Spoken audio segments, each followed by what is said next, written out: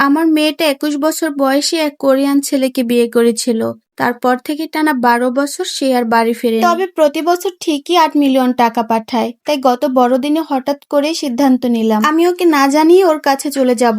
তবে দরজা খুলে যেটা দেখলাম সেই সকালটা আমি কোনোদিনও ভুলবো না। আমার নাম তৃষা, বয়স ৬৩। আমার স্বামীকে আমি অনেক আগেই হারিয়েছি। একমাত্র মেয়ে মীরাকে আমি একাই বড় করেছি। মীরা ছোটবেলা থেকেই অনেক মেধাবী, শান্ত এবং সুন্দর ছিল। সবাই বলতো ওর ভবিষ্যৎ খুবই সুন্দর হবে। তবে ঠিকই হয়েছে, সেটা শুধু বাইরের মানুষের জন্য। ১৯ বছর বয়সে ওর সঙ্গে পরিচয় হয় টাংবিং নামের এক কোরিয়ান ছেলের সাথে।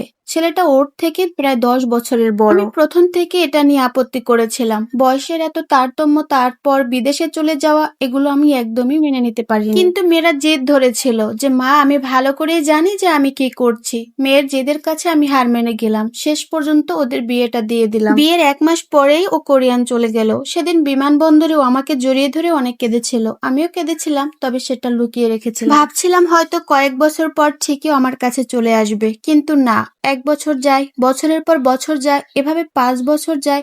তারপর আমি প্রশ্ন করা বাদই দিয়ে দিলাম। শুধু বছর শেষে ৮ মিলিয়ন পেশিও এসে পৌঁছাতো। তার সাথে ছোট্ট একটা বার্তা, মা তুমি নিজের খেয়াল রেখো, আমি খুব ভালো আছি। এই ভালো থাকা বলাটাই আমার ভিতরে ভয়ের সৃষ্টি করেছিল। ওর বিয়ের পর ওর সাথে একদিন ভিডিও কলে কথা হয়েছিল।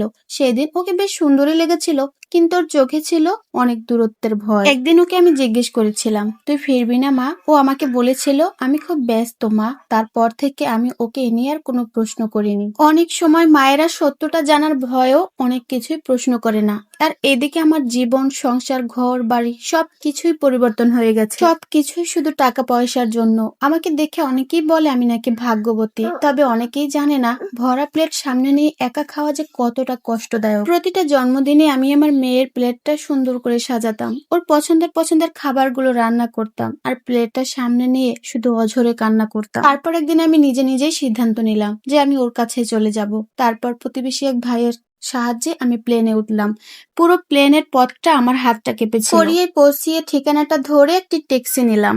দোতলা একটা বাড়ি, বাহির থেকে সবকিছুই ঠিকঠাক, তবে ভেতর থেকে কেমন যেন অদ্ভুত একটা নিস্তবতা। ডোরবেল চাপলাম, কিন্তু কেউ দরজা খুললো না। বাহিরের গেটটা খোলা ছিল, তাই আমি আস্তে আস্তে ভেতরে ঢুকলাম। সবকিছু এত পরিপাটি, কিন্তু কোথাও জীবনের কোনো ছাপ নেই। ড্রয়িং রুমের ভিতরে ঢুকেই বুঝলাম কিছু একটা ঠিক নেই। সবকিছু এত সুন্দর করে গুছানো দেখে মনে হয় যে এখানে কেউ থাকেই না। কোথাও জুতা ছড়ানো নেই, রান্নার গন্ধ নেই, মানুষের কোনো শব্দ নেই।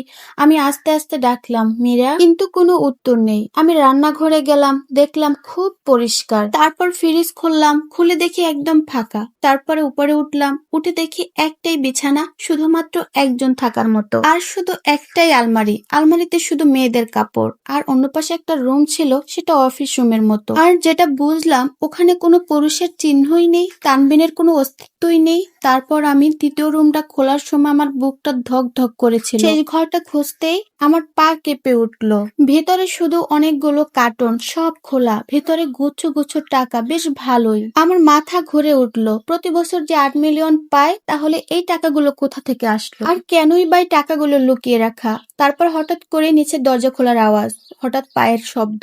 আমার শ্বাস বন্ধ হয়ে আসছে। তারপর ঠক ঠক। আমি স্থির হয়ে দাঁড়িয়ে রইলাম। মনে হতো দূরে আছে ঠিকই, কিন্তু অনেক সুখে আছে। প্রতি বছর টাকা পাঠাতো নিয়ম করে, সেই টাকায় আমার সংসার চলতো। ঋণ পরিশোধ হয়েছে, আমার চিকিৎসা হয়েছে, কিন্তু বুকের ভিতরটা খুব ফাঁকা জায়গা ছিল।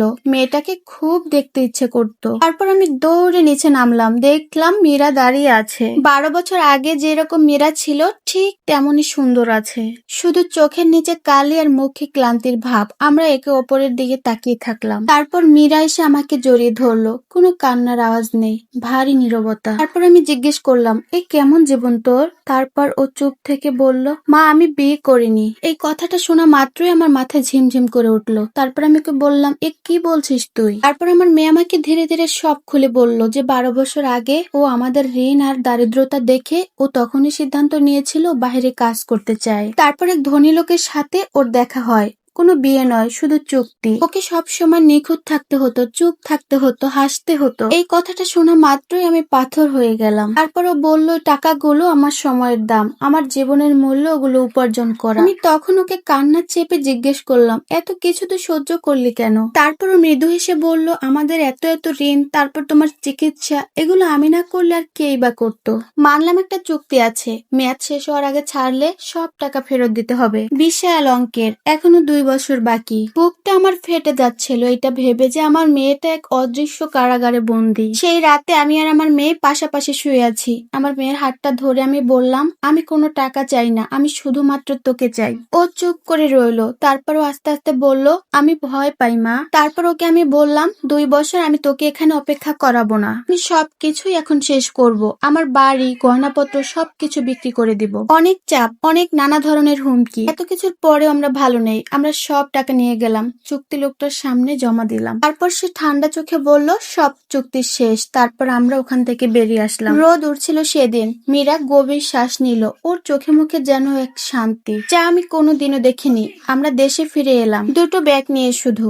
মীরা ছোট্ট একটা রেস্টুরেন্ট খুললো। এক রিক্সা চালক একদিন খেয়ে বলল, খুব সুন্দর হয়েছে। সে কথা শুনে ওর চোখে জল চলে আসলো। দিনের পর দিন যেতে লাগলো। অনেক কষ্ট ছিল, কিন্তু কোনো মিথ্যা ছিল না।